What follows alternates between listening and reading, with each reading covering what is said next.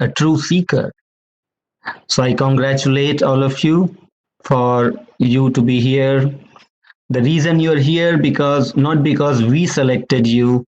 The reason we all are here, including you and me, is because we all have been selected by a divine master.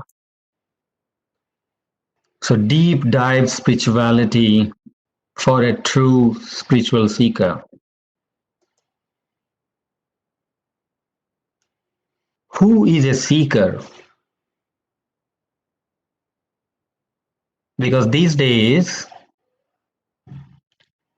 there are people who are greedy. There are people who are selfish. There are people who are emotional. And to satisfy their need, they do certain thing. But seeker is a different entity. Who is a true seeker?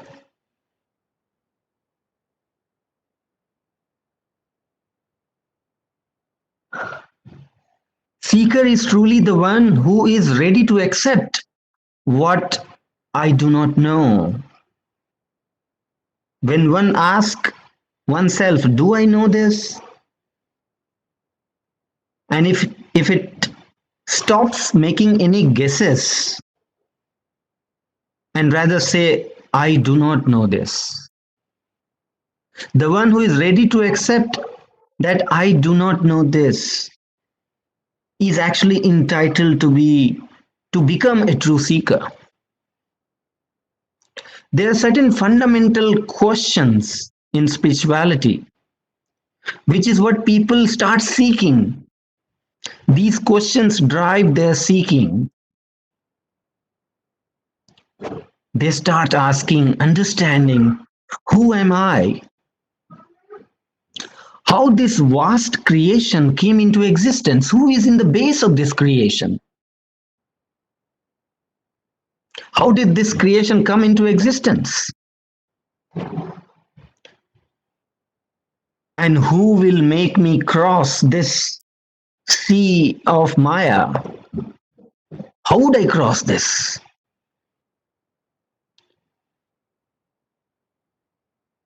The one who not only accepts that I do not know this, rather one is ready to seek the solution for this. That is more important.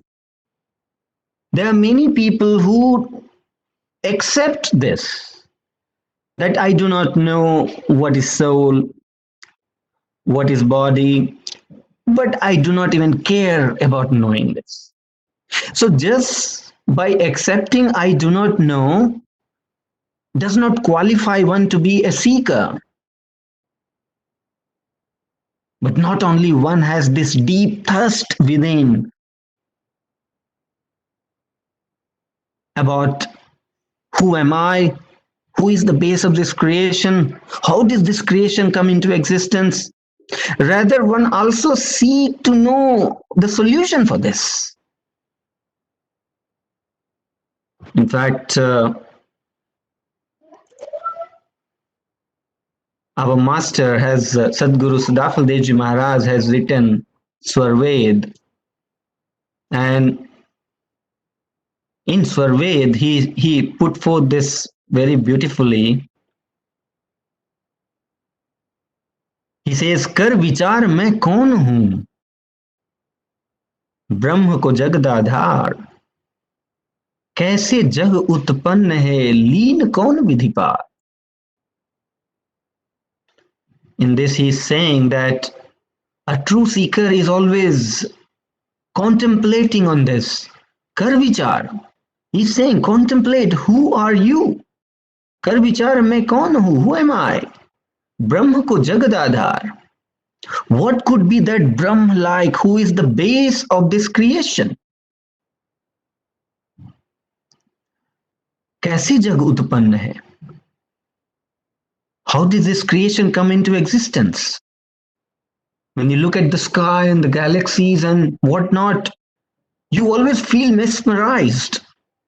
So there must be some signs, some process that we do not know. And लीन कौन विधि पार? How would I separate from what I'm tied up to? How would I cross this ocean of Maya? कौन सत्य कर्तव्य है? So what is my prime duties? What is something that I must do in this life? कौन सत्य कर्तव्य है? दुख सुख कैसे होए? The life is filled with sorrow and happiness. But what is the reason behind it?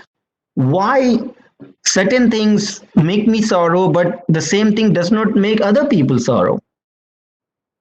So, what is the reason behind the sorrow and the happiness? दुख सुख कैसे हो? बद्ध मुक्ति के ही भांति सो. How would a soul come into the cycle of life and death? And how would a soul liberate? ग्रहण करो सत सोई. ग्रहण करो सत सोई.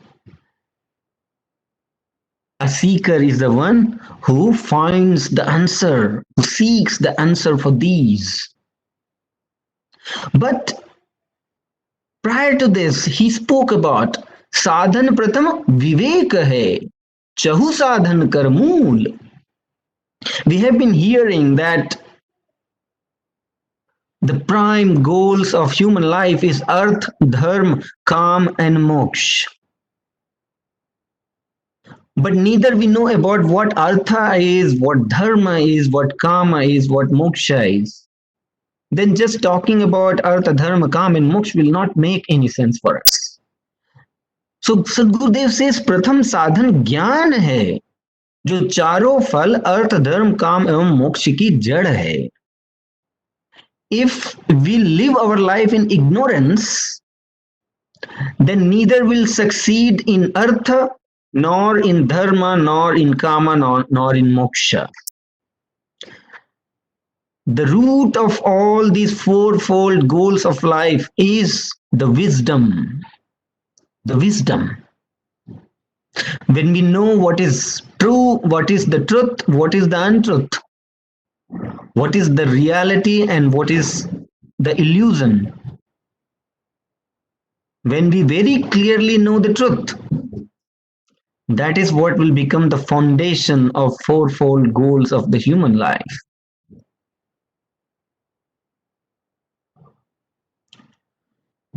So a true seeker is the one who is not only committed to listen to these discourses, but true seeker is the one who wants to lead the life in seeking the solution for these.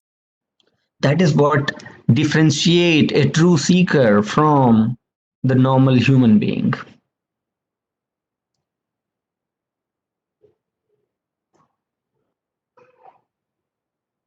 So in the root of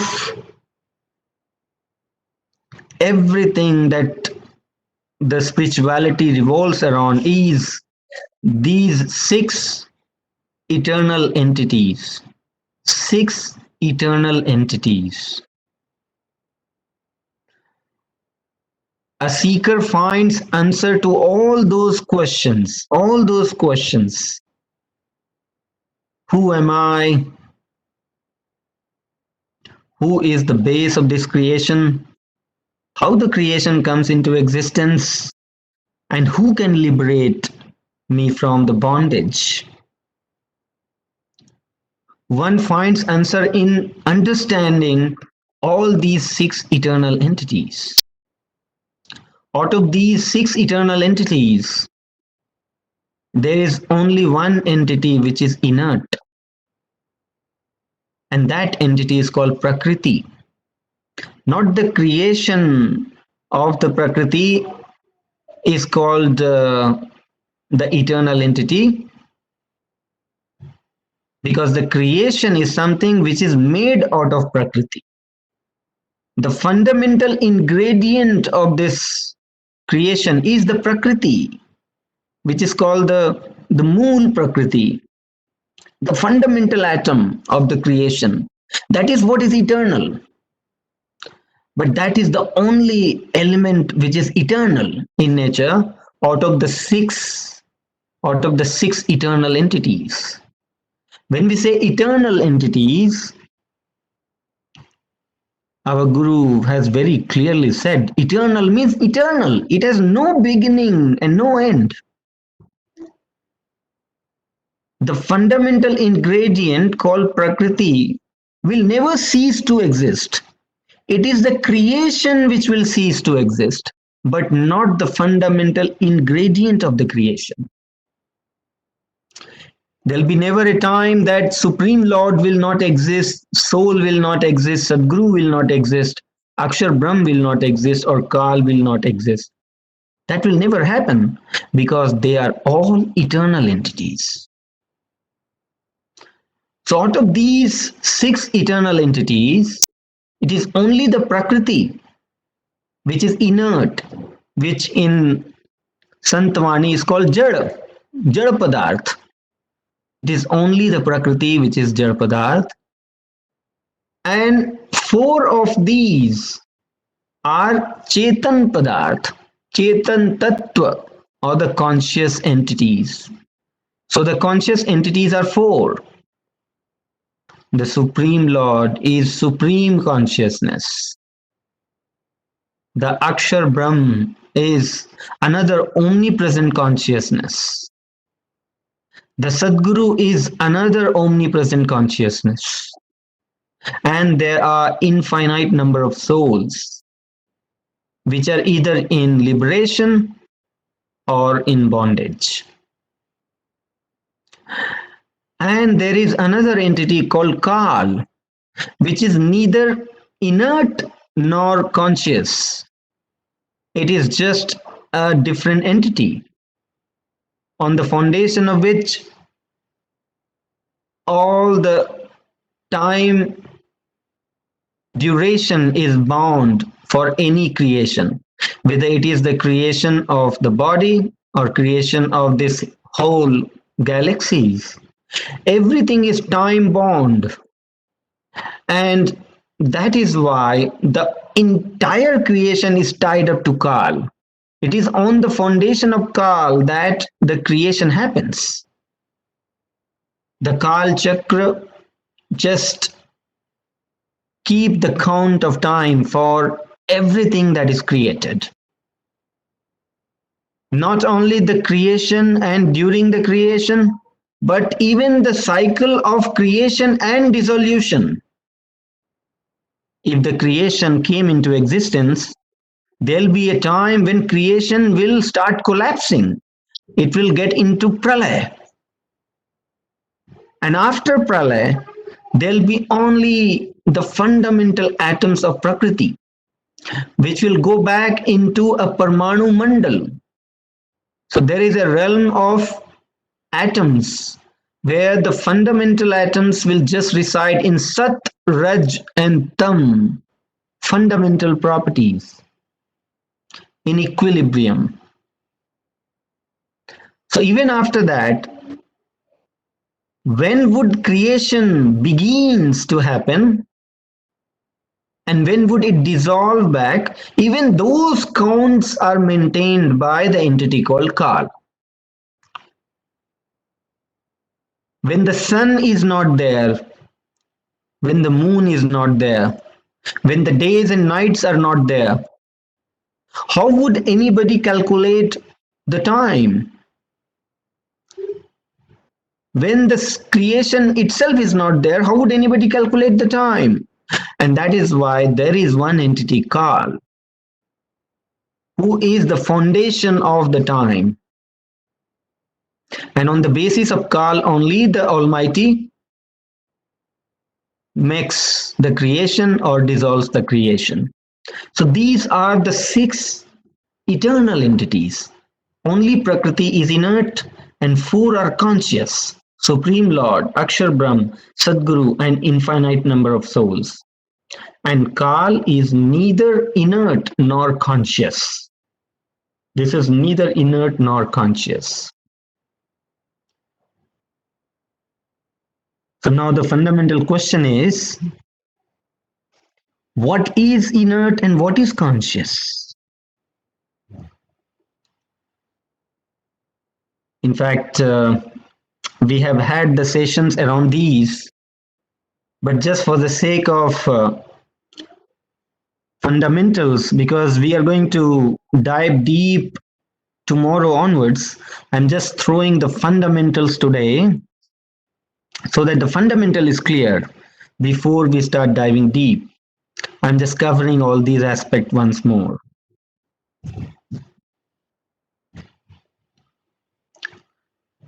By the word jad itself, you understand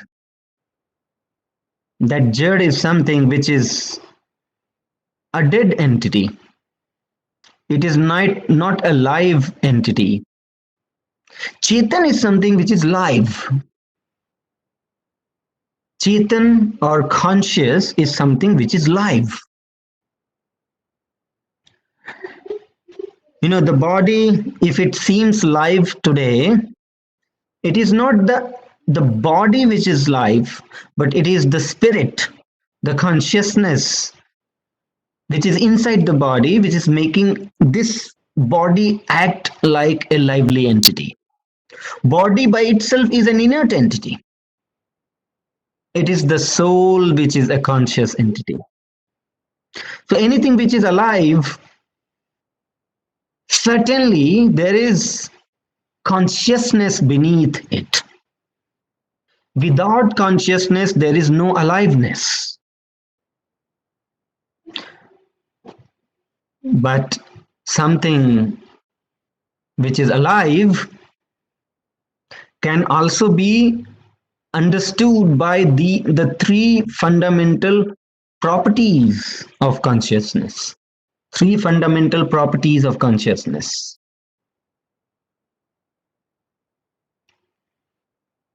The conscious entities are those which have the power of desires, who constantly seek, who is seeking to know something.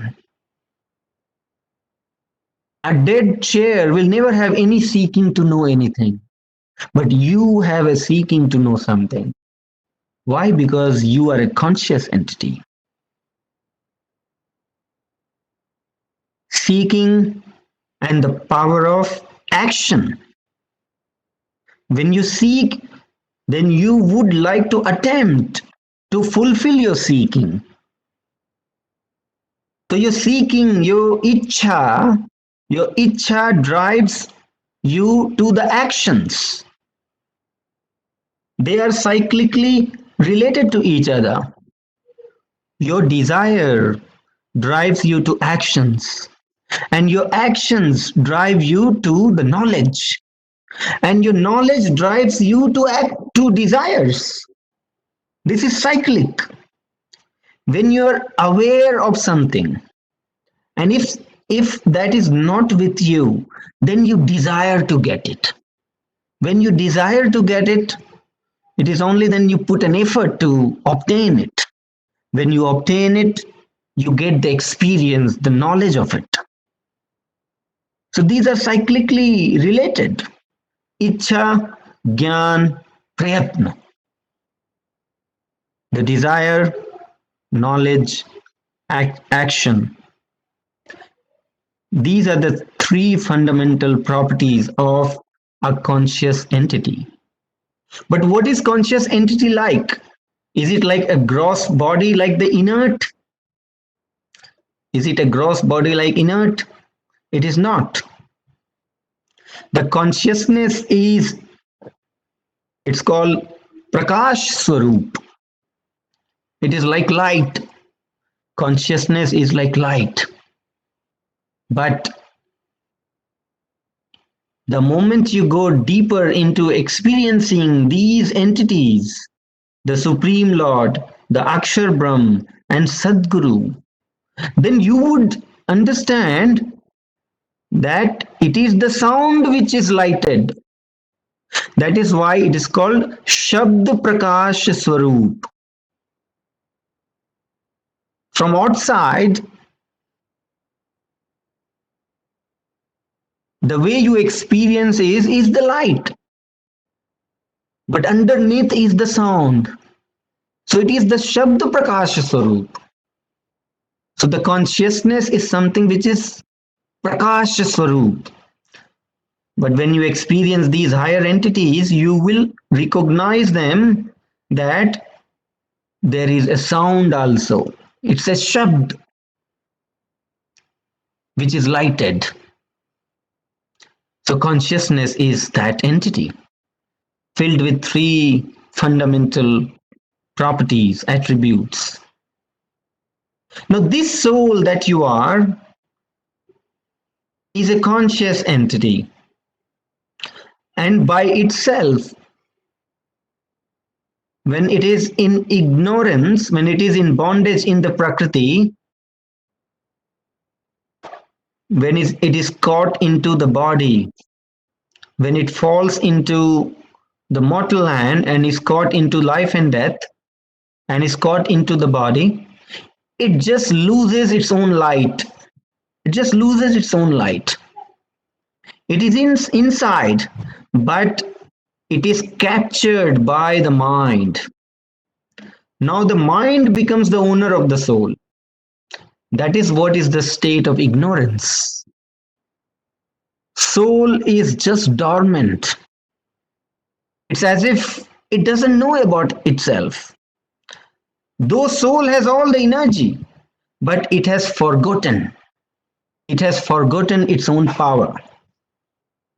And it relies on the mind for experiencing the materialistic creation. This is what is the state of bondage. Soul is right now in state of bondage. Whether you have heard about it that I am a soul and I need to liberate, just hearing it does not break the bondage. Understanding it also does not break the bondage. The soul is in ignorance with the fact that you just do not see the light of soul. As long as we do not see the light of soul, what we see is only the materialistic creation outside. That is the state of bondage. That is the state of ignorance. And as long as we are blindfolded of our own light, as long as we are dependent on these indriyas and the mind for understanding any subject, these dependencies is what is the reflection of the bondage that we are in. If we continue to be dependent, we will continue to be in the bondage. And so the cycle of life and death will continue.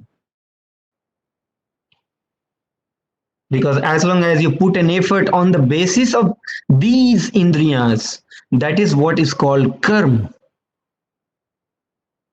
When you put an effort using these indriyas, that is what is called karma. And that's all we are doing right now. We are all tied up to karma today.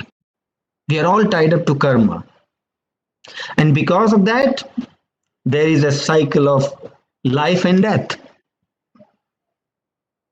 This is what is called state of bondage. So, for that reason, Sadguru says that it is the soul which continues to be in the bondage.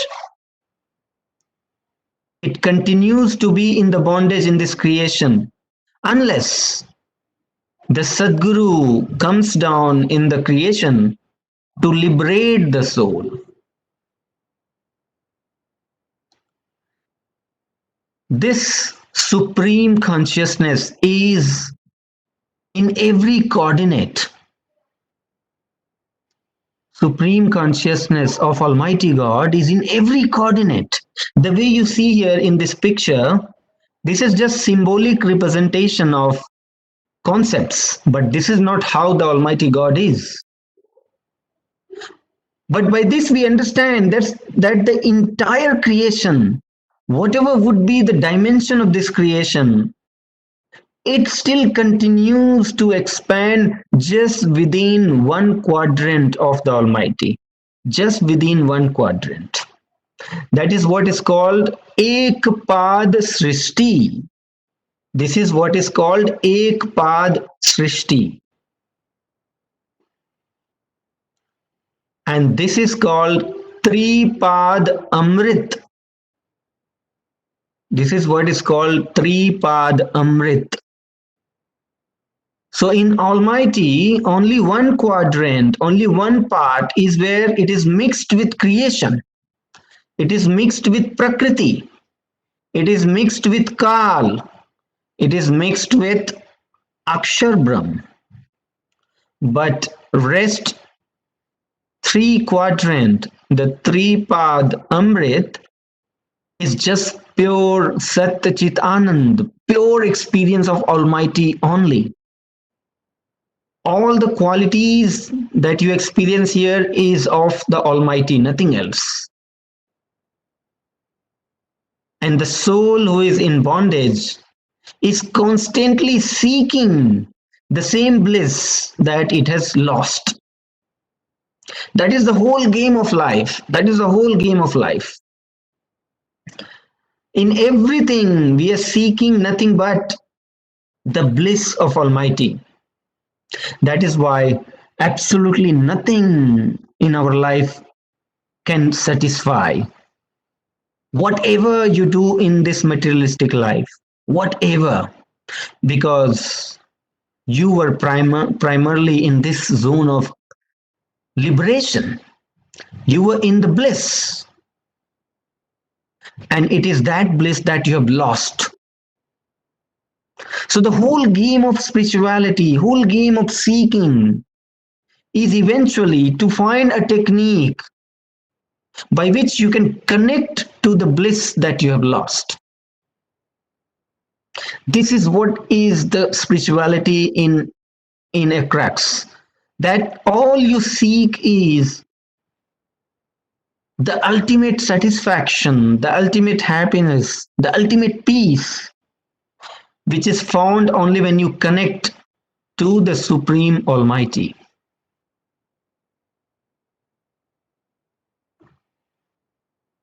So up to this, if anybody has any questions, we'll begin with that now. This is very fundamental right now. So, Jai Gurudev, Jai Uday this is Madan ji. this is Madan Bhandari. Uh, Obviously, you know, this half an hour discourse has thrown more questions than answers, and I, That's what and and is. and I have lots of them. Hmm, So, in the interest of the session, I will just ask a couple of questions that are very, very important to hmm, me and yeah. hopefully to others. So the first thing is, why does, if the soul is eternal Hmm, and it has been there, and the assumption is that it had the state of bliss at some point of time hmm, and it lost that state of bliss. right. And now we are seeking to get back to that state of bliss. Am I right so far? Exactly. Yes. Hmm. So the question is, why in the first place the soul lost its state of bliss? And why does it come into this jad body? Wow. Very, very fundamental questions. In fact, that is what I'm going to cover tomorrow. Okay. Tomorrow, I'm going to talk about the fall of a soul Mhm. from the liberation to the creation, Mhm. and what are the six states through which it goes and eventually reaches to the physical body. Okay. Okay. Yeah. All So, right. so we'll leave that for tomorrow. Yeah. Okay, perfect. So the second question is, um, you said that, the pleasure, happiness, and sorrow Mhm. are a result of ignorance, or if I'm not correct, correct me. But the thing is that, by and large in this life, in for the most part, we live in the state of sorrow or anxiety or some waiting for the future or waiting for something to happen Right. or crave for materialistic things, Right. crave I would say unending craving. um, Exactly. and then you are so, but at some point of time when you become a seeker, when you know that it's all futile and your goal is something different. But like RK Sinha just said this morning, that you have to continue to live your life, Right. and he used व्यवहार Right. व्यवहार जीवन तो आपको जीना ही पड़ता है. Mm. Now, and व्यवहार में, in the practical life, Mm. you have to do certain things which may or may not be your liking, or which may be con- contradicting Right. your goal to achieve the bliss or to get liberated ultimately. And at a mental level, you know that this is going to lead you away from it, or this is conflicting with that goal, but you still have to do because of the practicality of the life and modern day world. Right. And Exactly. on the top of it, and I'm sorry I'm throwing too many things into one question, but they're all interrelated. Right. So, and then a seeker finds out that, okay, seeker, I'll give you an example. So a seeker truly wants to accelerate the pace. I, for one, I want to accelerate the pace and get there as soon as possible with the help of, or with the blessings of Gurudev. but Right. but you have obstacles. Fulfill your responsibilities. You have obstacles, like, you and your fellow beings are not in sync, and they despise what you're doing, or they don't endorse what you're doing, and therefore they are not supporting you, and then you are your own, and that conflict also bothers you. So, with all these things, what is the way out? How do we really get towards that path? Even if it is not at accelerated pace, even at a normal pace, whenever it has to happen, but at least you know that you are, without resistance, you are moving forward. I'm truly impressed, Madanji. You know what you are speaking is the course of my my this deep dive spirituality. Thank you. So your first question was what I was going to cover tomorrow. Okay. Your next question is around the try bondages and the way out. That is what was my plan for next week. Oh, okay. Okay. So I'm ahead of myself. All right. So, but I'm very impressed and glad that you're thinking in the right direction. This is how we have to think, Okay. and this is what needs to be understood. So, thank you, Madanji, for bringing for these.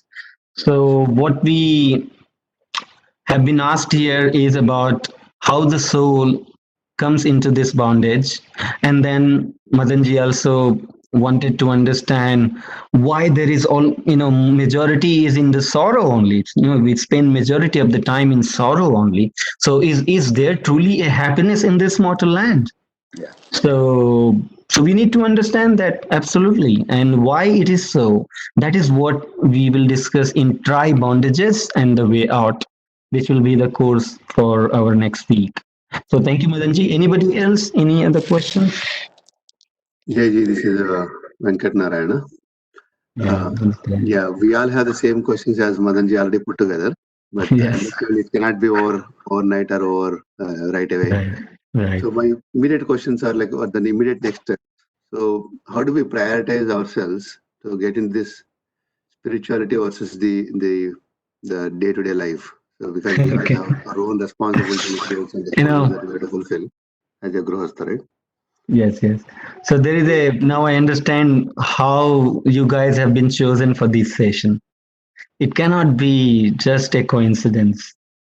I mean, you guys are really chosen one, because now I'm very pleased to interact with people like you. Very pleased, because you all have very right questions. In fact, that is what is the course of seva that I have already prepared the presentation on. which will be covered. Maybe if I could cover tomorrow a little bit, that's fine, but most likely not tomorrow, neither next week. But what Narayana ji you asked, that is the syllabus of the seva, which will come later, maybe a week, 2 week later, something like that. We'll see how it goes. But your answer is in understanding what is seva. Thank you. And I have one additional question. I'm sorry, I don't want to Yeah. deprive others of their questions, but I will, Yeah. so that, if everything is interrelated, maybe you can weave all that into one, and whenever Sure. Yeah. that is being addressed. Mhm. So one other thing that I'm finding a big obstacle in my practice itself, that I'm unable to feel the real love inside. You know, Yeah. mentally, I can think about it, that what love Right. is, what Right. we Right. should be feeling, but I don't Mm. feel it. I don't feel it. Love, gratitude, Mm. devotion, Right. all that. Like, and there is always, mind is always asking a question, always Right. having something, an obstacle. And Yes. this is one question and one request, and I'll end my questions here. So one request, I Rekha ji's Swagat Gan Right. was so divine, and so Mhm. blessed. I was literally, the tears were flowing through my eyes. Is it possible that she can record this and share with us? Like, we can sing it ourselves, but way she sings it and Mhm. she puts her divinity into it. It's Mhm. amazing, and I'm really thankful to her. Thank you. Yeah, sure, Madanji. In fact, you won't believe it. Just few months ago, we all were discussing about this only. Lalmani Bhaiya were sitting in Rajkumar ji's house, and we all were making sure that we understand the essence of love for the Guru, or to have how to hold the love in our heart. So that is something which is not truly a matter of discussion, but it is something which evolves. It evolves with the wisdom our Guru has said about is. In fact, I'll talk about it when I start talking about the subject of Sadguru, because Sadguru will be a 1 day course very soon, because I'm going to cover all these very soon, all the six fundamental entities. So when we speak about Sadguru entity, at that point we will cover this aspect also, that how to have love in the heart for everybody. Thank you. Um, Namaste, Vijayji. This is Namaste. Jyoti. Yes, really. I have a question. I mean, the questions are already told, presented to you, anyways. But this is like, after attending your sessions and doing little bit of thinking, I have this question in my mind, which is like a very. It's not from the course. It's something different that I'm thinking about. It's Mhm. like, let's say it's a farmer, and it's like a rainy season, and the crops in certain area, the land is like really fertile and real nice crops comes up. Some land is dry, so the farmer should be thinking more to work on that dry land than to work with the fertile land, because the fertile land already has the crops. It's already blooming and everything. The same way, what about Sadhguru? Joe, you know, he can see, like, how you said that there are some selected that are seekers and they are like really interested. So they can be going closer and closer to the ultimate goal of the life. But what about the others that are like kind of in between, or they are not blooming yet? So um, I don't know if you understand my question. Yes, yes, of course, I did. Yeah. So let me just tell you about Anubhavananji, Sant Anubhavananji, who initiated me into Vihangam Yoga in my childhood. Mhm. So Sant Anubhavananji was, by the way, before I tell you about how he connected, let me tell you what he was, what he had become. Sant Anubhavananji was the first person who came in US about 32, 33 years ago with Vihangam Yoga wisdom. About 30, 33, 35 years ago, I think, he came in USA with Vihangam Yoga wisdom only for spreading Vihangam Yoga wisdom. And at that point of time, the present master, Sadguru Sultan Devji Maharaj, had only given him the power, Mhm. had given him a power. What kind of power? Because he understood that I may face language barrier. So he had asked master that, master, tell me, how would I teach Bideshis about this knowledge? Mhm. And it was the first time experience for him to, going to abroad with such kind of wisdom. So our master said that, don't worry, I'll be with you. Just remember me, and I bless you with a power. Your words will just pull the consciousness of the people. So Sadgurudev blessed him with that power, and he first tested that power. And he tested that in India. So when he came to my home, on the very first day, he didn't do any preaching. Mhm. All of us sat in front of him, and he started singing a bhajan. Just like Rekha ji's bhajan had divinity in her words, and Yes. we slowly will start feeling very divine. Yes. Sant Anubhavananji's words had power, not only the divinity at the mental level, but at the spiritual levels. So when he started singing, right then and there, my both sisters got into the spiritual vibrations, in the meditational vibrations on the very first day itself, because he had experimented only on my sisters then. And then he knew, oh, this power works. So I don't even have to tell any words, but I can just apply the power and people will get into meditation. So that Anubhavananji was a person who was into very bad business before he came into Vihangam Yoga. Mhm. He knew that my karma is not good. Mhm. And there was Sant Muni Baba, our Rajkumar ji is very blessed to live his life, with Sant Muni ji. Sant Muni Baba used to live in his home. Mhm. I was not fortunate enough to serve Sant Muni Baba, but Rajkumar ji is very fortunate. His all teachings is engraved into Rajkumar ji's blood. That's why he is such a humble devotee and sevak that we all get inspiration from. So what you see, Rajkumar ji, is just a fraction of what Sant Muni Baba was. Such a humble disciple of Sadgurudev. So Sant Anubhavananji knew about Muni Baba, and when they met, he asked him, "Okay, tell me, you go to everybody to teach Brahma Gyan. Can Sadguru accept the papi like me also?"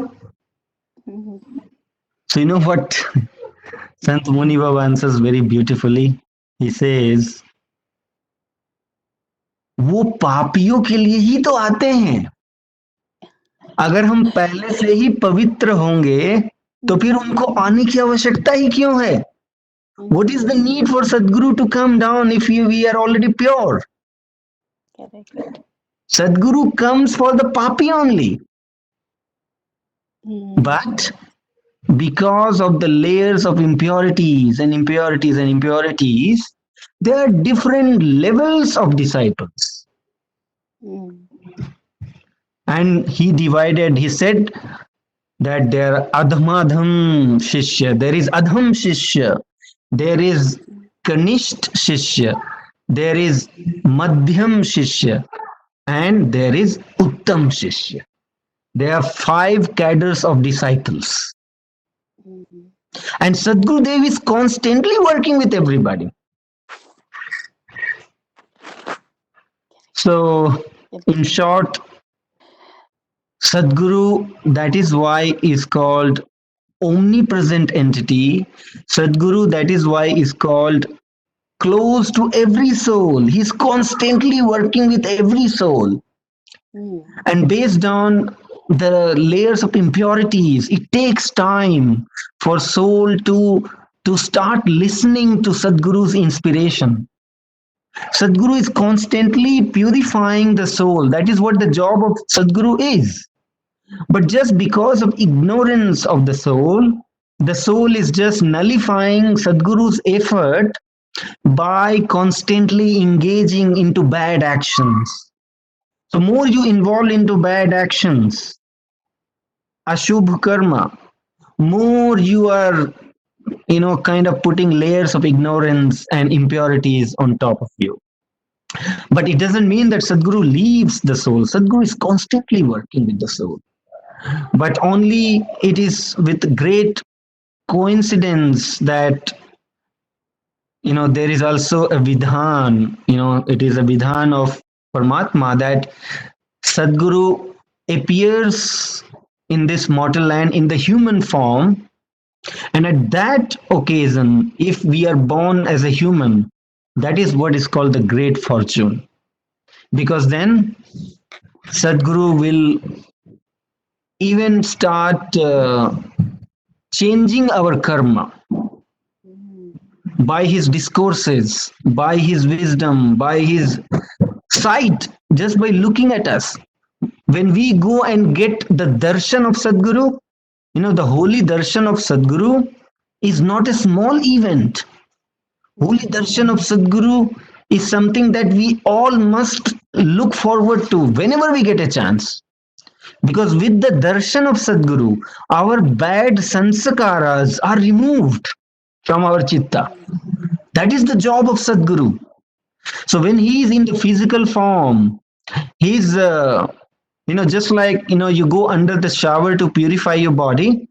When you go near Sadguru, then the energy that flows from his eyes, from his speech, and from his thumbnails, these are the three source of his energy.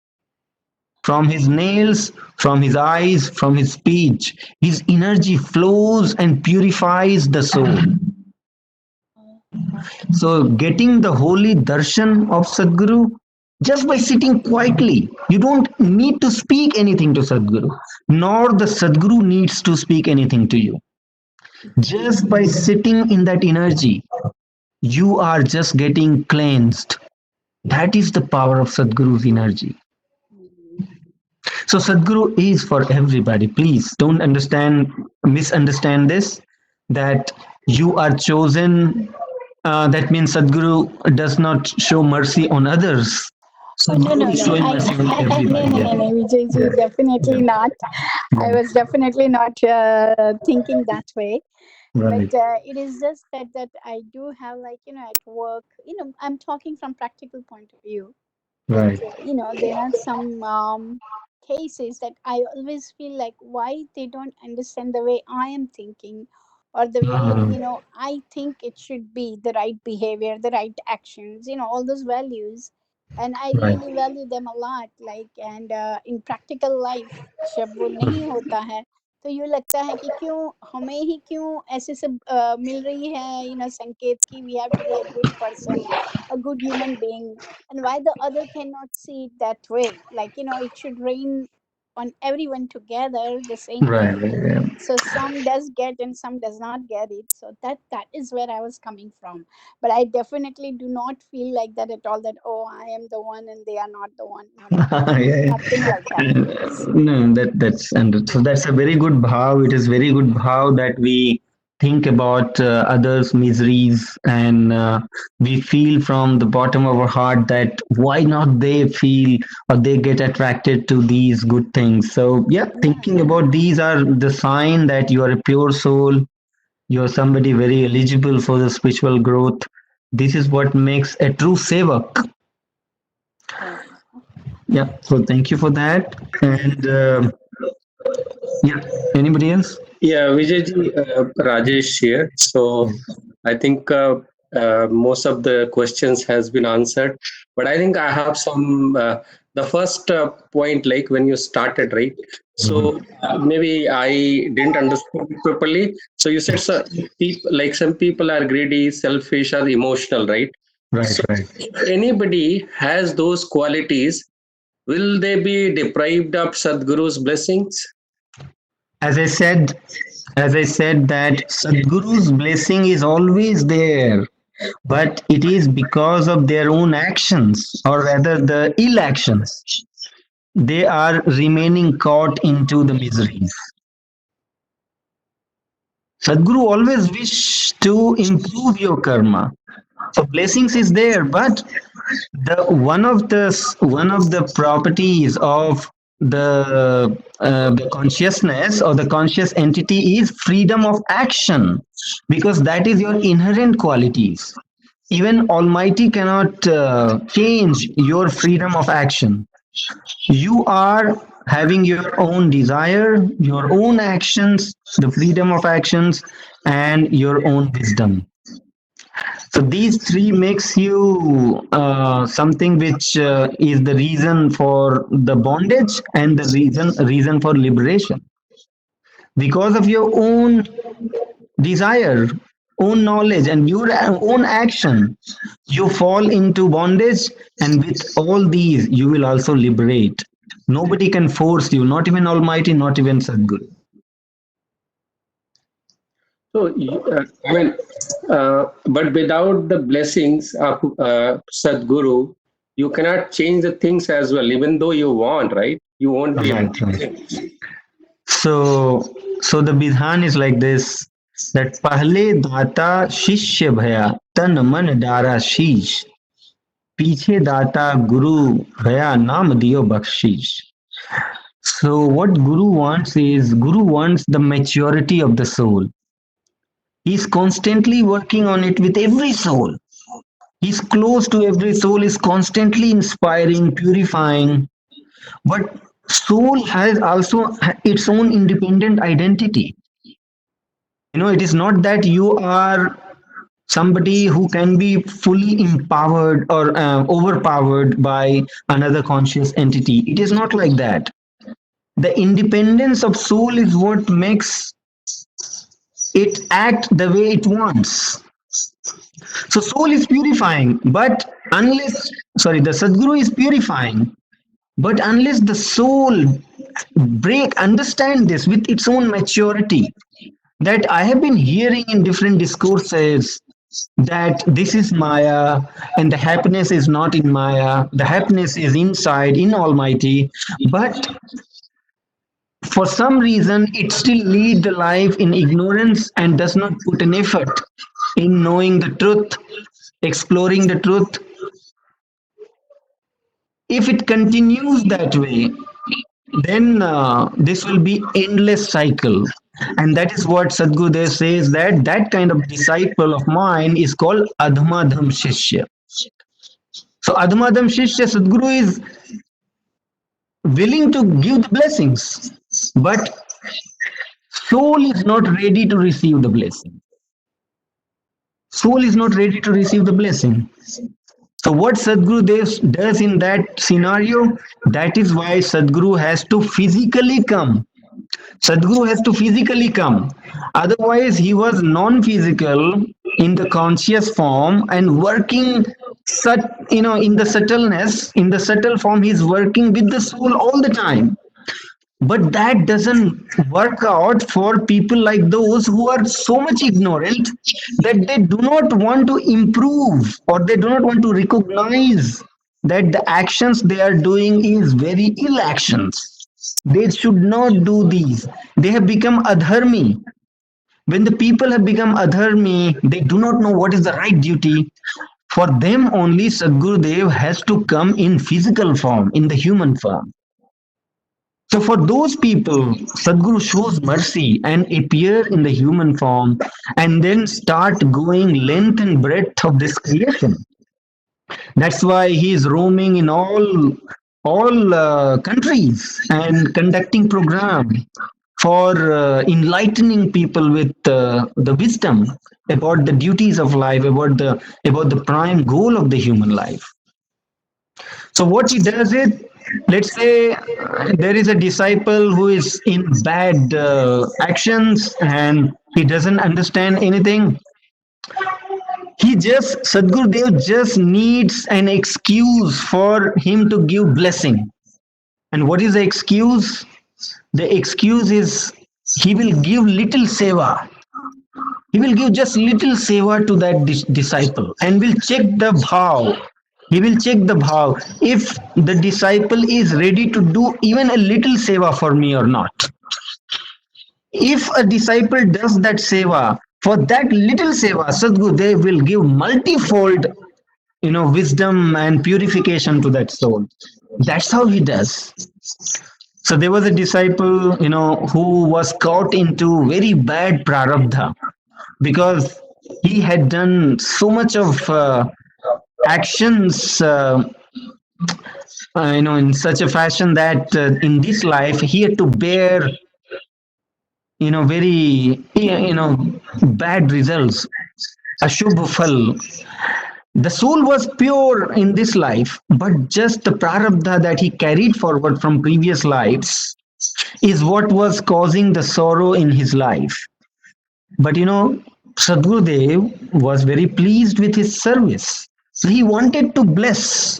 He wanted to bless that soul. So he said that soul that, okay, I give you this food. Please go and feed to the cow. That is the only seva you have to do right now for me to end your prarabdha. For me to get you out of the prarabdha that you're suffering right now. All I want is just feed this food to the cow. Go and do gau seva. So he took the food and went to the place where the cow was tied up with the ox. So there was ox and cow. And it was darkness over there. It was not that brighted and light. You know what he did? He fed the ox, not the cow. And he came back. He did not know which one is cow, which one is ox. Sadgurudev asked another disciple to check, go and check who did he feed to. And the other guy came and said, oh, Swamiji, he fed to the ox, not the cow. So then he said, he closed his eyes and he said, I cannot do, I'm tied up to the karma cycle. Sadgurudev is also tied up to, he cannot deny the vyavastha of the Paramatma. The Paramatma has made arrangements about the karma and the karma cycle. And Sadgurudev wants to break that soul out of that cycle. So Sadgurudev just wants him to do some actions which will allow Sadguru to bless him. So Sadgurudev gives him the food, the token of food again, the bag of food again, and says, go and this time do it carefully. He went there in the cow shed, and this time again he fed to the other ox, not the cow, when he came back. And then Sadgurudev says, all other disciples, this is just the lesson that karma and the prarabdha of karma is something which is very heavy on us. And that is why we must make sure that in this current life, whatever actions you're doing only good actions. Because only your good actions, your good seva will lead you to a state in which Sadguru can also bless you completely. So prarabdha, in fact, it is prarabdha, as Jyotiji, you had asked in one of the satsang. I did not want to mention that there, but truly speaking, when you does such good actions for several births, then with great fortune, the Sadguru is able to bless you with the wisdom of Brahma Vidya. Otherwise, he is not able to even give you the wisdom of Brahma Vidya, all because of the ill actions that we have performed. Unless we take the bhoga of those ill actions, unless those prarabdha is done, we are not even entitled from Brahma Vidya. That's why it is said that दुर्लभ इस सन मार्ग को भाग्यवान नर पाए. It is only with great fortune that one finally is ready to receive Brahma Gyan. Otherwise, there are many people in daily meditation, but not everybody will be able to continue in this session where we are talking or we are going to talk about Brahma Vidya. Because people do not have that desire within to know the details of how one can progress in the path of God realization. People do not have that seeking. So yes, Sadgurudev blesses everybody, but Sadgurudev needs one to do. Sadgurudev wants one to have some karma such that as a fruit he can bless. Because Sadguru is Pradata, Sadguru is Data. Sadguru is not a teacher. This is another thing which I had discussed with, I think, Venkat Narayana, I think.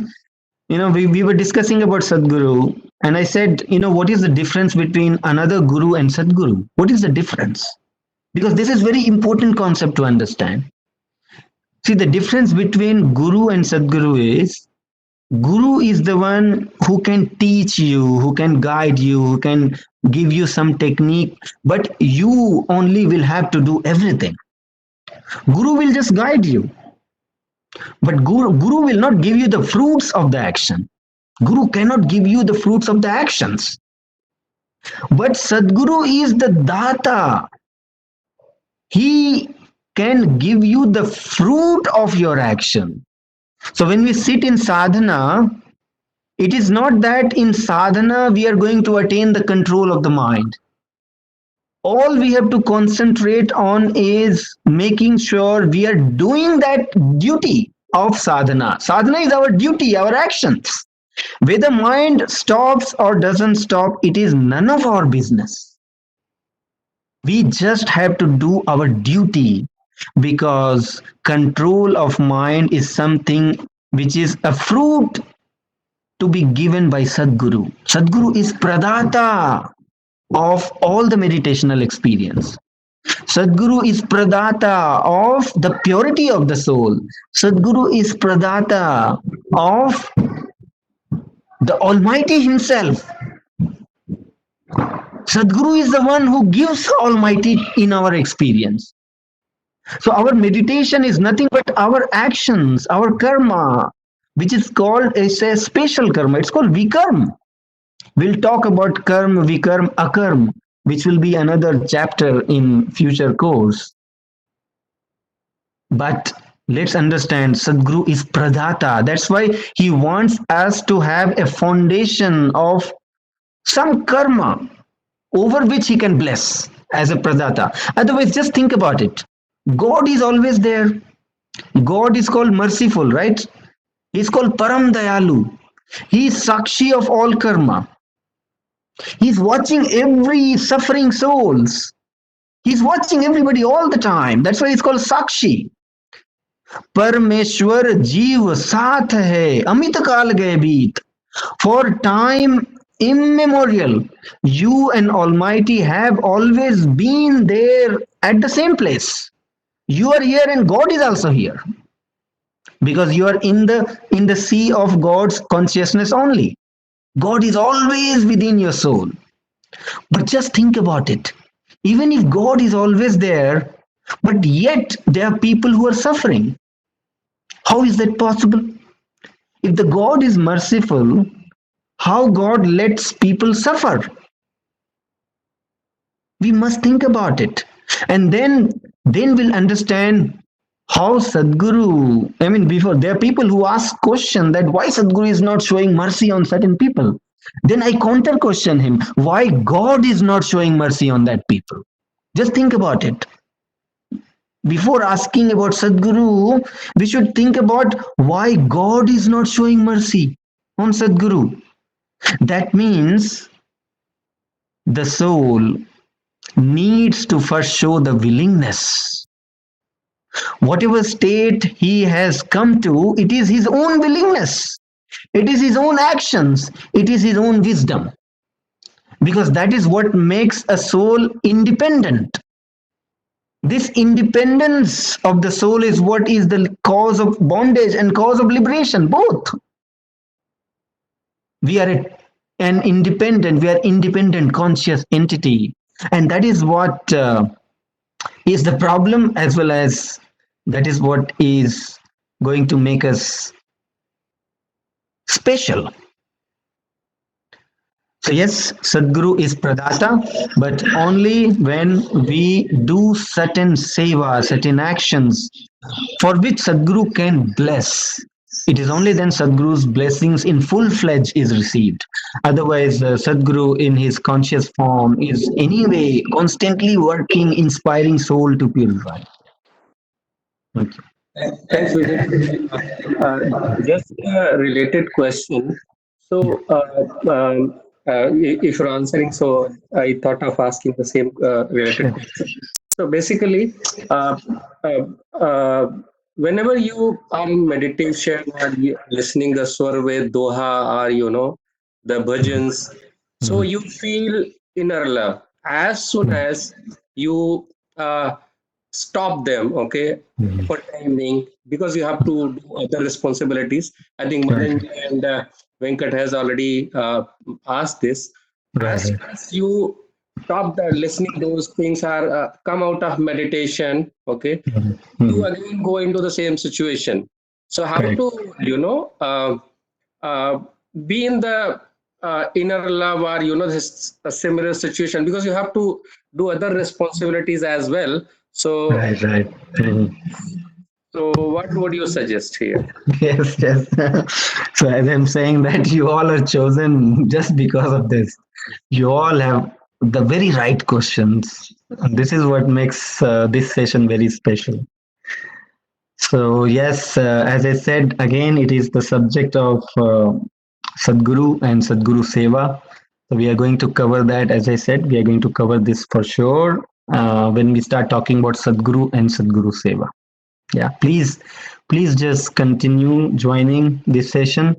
Today I just wanted to bring forth all these fundamental clarity, and then we'll start deep diving into each individual entity, and we'll most like fundamentally we'll deep dive into what what is the way forward for all of us, what is our duty, how we should conduct our life, what is the way by which you can live in this creation, do all your duties, but your inner spirituality will be unaffected despite anything happening in your daily life? Whether somebody is shouting at you, whether somebody is not in favor of your own whatever you like or dislike, it doesn't matter. Whatever is in external situation, your spirituality will be unaffected. That is what is we are going to cover in great detail in future course. Do we have any other questions? One quick follow-up question. Yeah. This is Madan Bandari Yeah. again. Yes. So if it is if Sadguru's blessing is dependent upon soul's own state of or the level of soul's purity, Right. uh, then primarily it is the soul's own doing that will take that soul to its ultimate destination. Yes, Sadgurudev can be instrumental in guiding to that path where it may become easier. But if it is soul's own responsibility and soul's own karma, and like Lord Krishna said in Gita, like even in some places, Lord Krishna says, "Oh, I can't do anything because it's the soul's karma, and they have to they have to, like you said, bhog, unko karm bhogna hi padega, Right. right? So then, if that is the case, then isn't it like the soul itself has to continue to work? I mean, obviously, Sadhguru Dev would help in that path. Right. Let's say if somebody did not get the good fortune or come in the contact and blessings of Sadhguru, will the soul itself, like in Jain religion, they say, like, soul is its own responsibility. Soul, no, nobody else can do anything to the soul. Soul has to do its own karma and has to get rid of all the karma to get liberated. So can you throw Yes, some yes. light on that? This I would like to address in remaining time now only, because this is important to understand. And all other questions actually needs the entire chapter, because those are the core subjects. So I'll address this question for sure. So as I discussed just now, that we are the doer and Sadguru and Paramatma are the giver. A doer can never take the role of a giver. This is something we need to understand. We all are only the doer, and Sadguru and Paramatma are the giver. They are not the doer, they are the giver. They are here only to give. Even Sadguru is also in akarm. Sadguru is not here to do anything. Sadguru is beyond actions. It is only us who have to do. So as if you look at this, in incomplete dimension, only partial dimension, then it will feel like, okay, so doer has to keep doing. If you ignore the dimension of a giver, and if you just look at the doer, then you will always feel and misconclude that a doer was supposed to do and he kept doing and he kept progressing. If you're not looking at the dimension of the giver, you'll feel that it was the doer who did everything. He kept putting the effort and he kept promoting in his sadhana, and he started getting experience because he was doing it. This incomplete conclusion or the incorrect conclusion is only because we are looking at with the half lens. We are looking only at the doer. We are not looking at the role of a giver. If there is something which you cannot get, no matter how hard you try, it is eventually only in the hand of giver to give. Only when giver gives you, then only you can get. You cannot. So if it is only in the hand of a doer, then think it this way. Two person who is putting an effort and doing the seva with the same seva bhav, but after 1 year or 2 years, one will get blessed with some promotion in spiritual field. He will start getting some experience, but the other fellow who is doing the same effort, but he did not get that experience yet, right? So what does it mean? It means that is correct, that eventually we have to develop the base over which Sadguru can give. But it is only in Sadguru's domain that when he finds, because he looks at your overall effort, he doesn't look at only your this life effort. He also looks at with what effort you have already come to him, or you have come to this life. Maybe you are already pure from inside to receive. So by all that, your part of analysis, Madanji, is also very correct, that you cannot, kind of uh, delegate your responsibility in the spiritual field. You cannot delegate that to the Sadguru, but you cannot even do the things without Sadguru, because at every dimension, if anybody is getting something, it is not because he has completed certain quota of effort in this life. It is not like that. It is with Sadguru's mercy that the second person or the first person who just did the same quota of seva, but he got the blessings because Sadgurudev would have looked at his some previous effort as well, some past effort. And based on that, he blessed the soul with what he wanted to give. But without Sadguru giving the wisdom and the experience, soul alone cannot get it. So your part is also correct, but just that I wanted to add without a giver, a doer cannot get anything, how hard he tries. Thank you. Thank you, sir. Yeah. So we have only 6 minutes left. Vijay Kumarji, this is Anil. Yes, yes, Anilji, yes. So basic question before even I want to touch any and your bigger topics or bigger terminology. So Mhm. you mentioned that at your childhood you have been introduced to this, and so what's the right age for the spirituality? And Okay.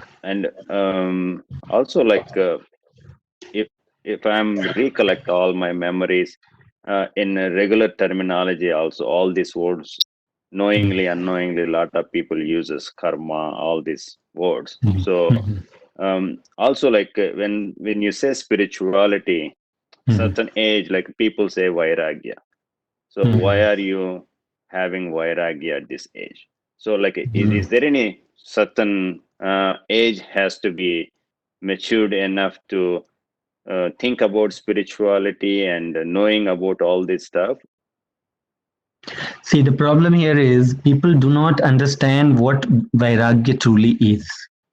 Neither the practitioner nor the one who is commenting on it. So the guy, there are people, who just think that Vairagya is just about leaving everything and go into the mountain in isolated place. And that's what Vairagya is. And they carry the entire world in his mind. So Vairagya is not that. But your question is very correct. What is the age for spirituality? Because people think that this is not the age for Vairagya. But that's not the case. When we understand about Vairagya, what a true Vairagya is, then only we'll understand that a Vairagi is the one who is the best efficient professional also. It is a Vairagi who can do the actions, the duty in the most efficient manner, because a vairagi has no distractions, because his or her mind will not distract. That's why a vairagi, living a life with vairagya is the best way of leading the life right from childhood, because vairagya does not mean to go away from earth, dharma, kam and moksha. No, it doesn't mean that. Vairagya means to do the earth, dharma, kam and moksha, all these four in most efficient way. That's what vairagya means. Vairagya means not to go after the happiness, the cravings, which is not meant for your final goal of human life. Rather, consume all the bhoga of life only in the quantity needed to your daily life. Vairagya doesn't mean to discard eating. Vairagya doesn't mean to not have marriage. That's not Vairagya is. You have to get married. You have a rin called Pitri rin. If you are born, then you are supposed to give birth to a child. Otherwise, that Pitri rin will continue. And then in next birth, otherwise you'll have to fulfill. So Vairagya doesn't mean, going away from duties. Vairagya doesn't mean that. The right age, Sadhgurudev says, right when you are born, the spirituality is right then and there. But the practice of meditation is what is recommended when you are 8 years old. From 8 years old onwards, you are eligible for meditation practice. Thank you. Vijayji, I follow up on this same now. I know we are running out of time. Yeah, we have The, 2 minutes. Yeah. yeah, the moment we get like so worldly life again, marriage, kids, all these things, then the attachment starts, which is opposite to vairagya, right? So the problem is how to be de-attached to the attached to the de-attachment. The question. Okay. That's So what I yeah, was trying to ask every no, time. no, sure, sure, and I think I can address that in 2 minutes. So again, one thing, let me tell you, if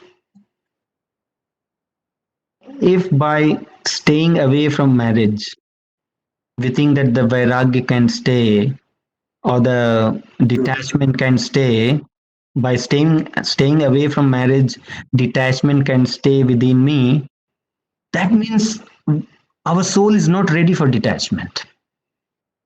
That's what truly means. That means soul is not ready for detachment. The real detachment is when you are with the subject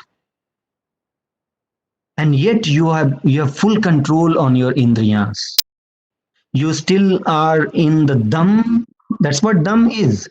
Dam, our guru defines dam very beautifully. He says that the pot of ghee is in the mid of the fire. The pot of ghee is in the mid of the fire, but that ghee is still not melting. That is what is real dam, the control over mind and indriyas. Unless you're tested, unless you're in the field of subjects, how are you testing your detachment? Just by staying away from subject, maybe temporarily you will feel detachment because the subject is not with you. But that is not going to help. Just in very next moment, some thought of the worldly things will come in your mind. So even though you are isolated from marriage, but you are still attached because mind will make you fall into that cravings. And that's why Sadgurudev says, Mana kshanik vairagyale चढ़े उतुंग आकाश तुरत राग में गिरत है सदगुण जीव विनाश. If we are adhering to vairagya on the basis of only the temporary mental state, because we just managed our mind to stay in vairagya, which is a temporary phase. We just managed. How did we manage? By taking it away from the subject at that moment, and we think that I'm vairagi, but that vairagya is just the result of that temporary state of the mind. It is not the natural state of the mind.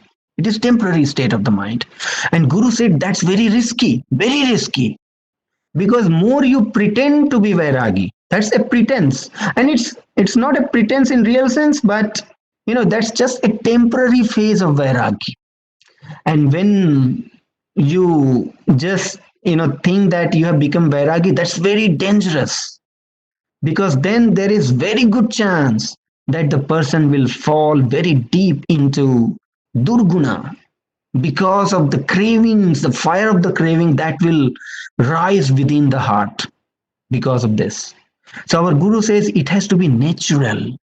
The vairagya has to develop natural while living in the subject itself.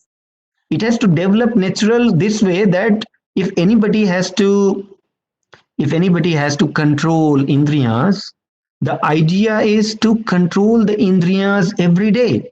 While the subject is in front of you, you just don't take it. That is what you have to do. Not that you cannot go away from the world. You have to live in the world, you have to do all your duties, but you have to do two things.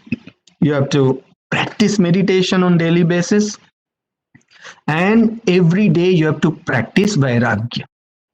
So little control on indriyas. Your meditation practice is what is the karma, and the Sadguru will give you vairagya slowly. That's what happens. As you practice meditation, Sadguru keeps giving you vairagya. And accordingly, your things will change, your desires will change, you will change. R.K. Sinhaji is he just speaks the same thing. He speaks only sadhana. He says Sadguru gives everything. We all just need to persistently continue doing meditation, and it has to be sahaj. So there's no pretense here. It has to be very natural, very gradual. ಧನ್ಯವಾದಗಳು. Yeah. Okay. Thank you. I think that's the end of today. We'll meet tomorrow. So tomorrow I'm going to focus on the fall of the soul from the Almighty, from the zone of these three path Amrit to the bondage. Okay. And then we'll talk about the tri bondages. These are the future course which we'll discuss in tomorrow and next week. Will this be first, Vijay? Yeah. Okay. So it will be, we'll meet on the same time. Yeah. Right. Same. Yeah. Thank you. Thank you. Thank you so much. Yeah. Thank you. Thank you. See you tomorrow. Anyway, those who are left, I would request Rekha ji to conclude with Shanti Path, last 4 lines of Shanti Path.